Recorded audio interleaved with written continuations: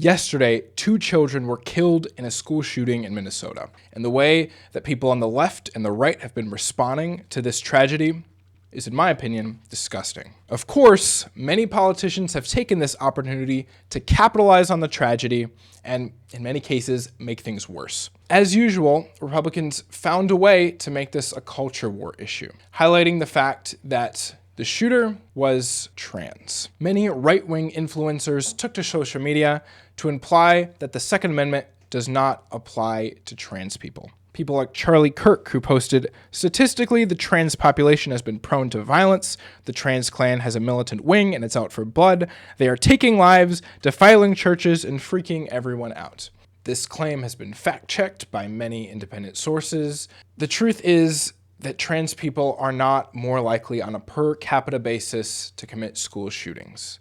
And this is entirely missing the point. It's very frustrating to hear from Republicans who are normally so adamant about the Second Amendment and the right to bear arms suddenly start talking about how certain groups of people should not be allowed to own guns just because of the violent actions of the few. Well, if you thought the response from the right wing was bad, wait till you hear about the response from the left wing.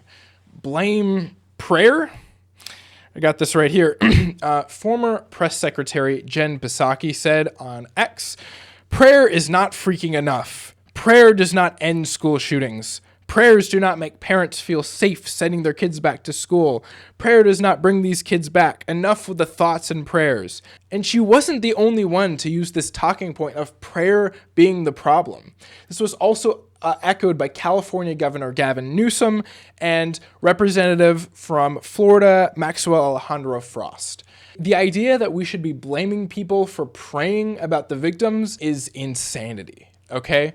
Now, religion has been declining in America for a while, that's the facts, but even so, nearly half of Americans identify as religion and a third attend church frequently.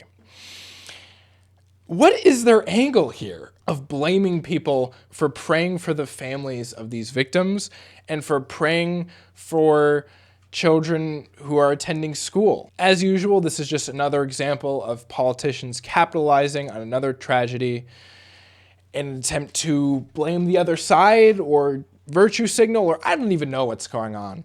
As for my opinion, well, the Second Amendment of the Constitution protects the right to bear arms for everybody. If we want to limit the amount of people who have access to guns, we should start with an amendment to the Constitution, and we should also ask ourselves, is this really what we want as a nation? Because as tragic as these isolated events are, it's far too simplistic to just blame the problem on guns. And if Democrats truly believe that we could be headed toward an authoritarian regime, is limiting the amount of citizens who'll be able to protect themselves really the best option?